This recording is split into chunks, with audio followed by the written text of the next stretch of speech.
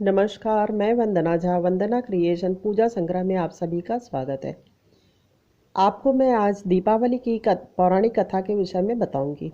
दीपावली के संबंध में ऐसी कई कथाएं हैं। कहा जाता है कि रामचंद्र जब वनवास काटने के बाद सीता माता का जब हरण हो गया था, तो रावण का वध करके वापस आए थे। तो दशहरा के 20 दिनों के बाद वो अयोध्या पहुंचे थे और उसी दिन से घी का दीपक जलाकर उनका स्वागत सबने किया था और तभी से दीपावली का त्यौहार मनाया जाने लगा। इसके अलावा भी कथा है कि जब एक बार अमावस्या की रात्रि को माँ लक्ष्मी जी विचरण कर रही थी, घूम रही थी, तो उस समय अचानक वो रास्ता भटक जाती हैं तो उन्हें कहीं पर भी कुछ दिखाई नहीं देता, चारों ओर अंधेरा रहता है, क्योंकि अमावस्या के दिन चंद्रमा भी नहीं निकला होता है। सब लोग अपने घरों में सो गए थे, कहीं कोई दिया नहीं जल रहा था, कहीं कोई रोशनी नहीं हो रही थी।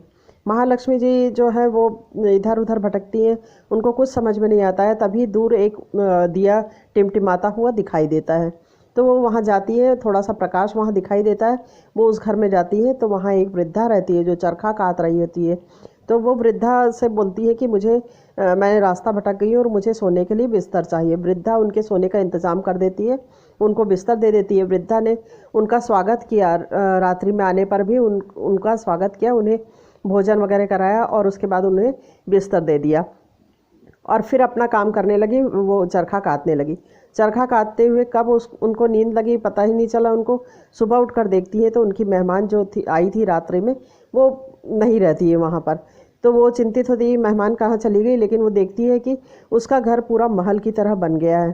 तब वो बताती है कि उसने रात्रि में प्रकाश किया था और तब लक्ष्मी माता ढूंढते हुए जब आई थी, जाने के बाद ही घर की स्थिति ऐसी हो गई है। यहाँ पर सारा धन धान्य भर गया है और महल जैसा घर बन गया है। तभी से ये परंपरा बन गई कि अमावस्या की रात्रि को सभी लोग दीप जलाते हैं, बहुत सारा दीप जलाते हैं, बहुत प्रकाश करते हैं, जिससे लक्ष्मी घर में आए।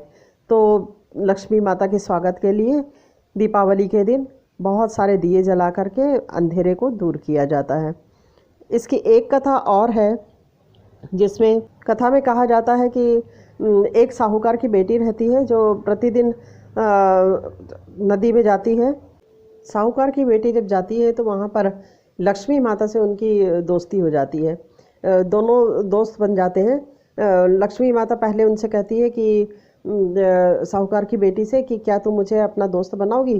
तो वो कहती है कि मैं अपने पिता से पूछकर बताऊंगी, और दूसरे दिन आकर वो दोस्त बनने के लिए तैयार हो जाती है। दोनों मित्र बन जाते हैं। मित्र बनने के बाद लक्ष्मी माँ जो होती है वो साहूकार की बेटी को अपने घर ले जाती हैं और अपने घर में, उनके घर में बहुत धन धान्य सुख समृद्धि रहती है। तो वहाँ जब वो जाती है साहूकार की बेटी, तो वो देखकर चकित रह जाती है और फिर जब वो सोचती है कि मैं इन्हें कैसे अपने घर में बुलाऊंगी। जब वो वापस आने लगती है तभी लक्ष्मी उनसे कहती है कि और तुम मुझे अपने घर कब बुलाओगी।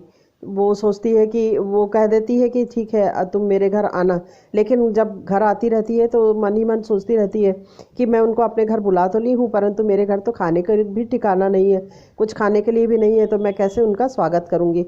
घर आती है, बहुत चिंतित रहती है, अपने पिता से कहती है। पिता कहते हैं कि कोई बात नहीं, तुम चौका लगाओ, अच्छे से लीप पोत कर चौका साफ करके चौका की तैयारी करो और घर को थोड़ा साफ सुथरा कर दो। तो वो ये ऐसा ही करती है, लेकिन तभी अचानक चील आता है और उनके घर में एक हीरो का हार छोड़कर चला जाता है। जब वो देखती है 9 का हार, तो वो उसको बेच देती है और उसी से वो घर को घर में जो आवश्यक सामग्री है उन सबको जुटाती है और उसका घर महल की तरह हो जाता है। तो तब से ही घर में अमावस्या के दिन दीपावली का त्यौहार मनाया जाने लगा है। अच्छे से दीपावली जला करके, जैसे साहूकार की बेटी के दिन फिरे ऐसे ही सबके दिन फिरे, यही कामना करते हुए दीपावली का त्यौहार मनाया जाता है।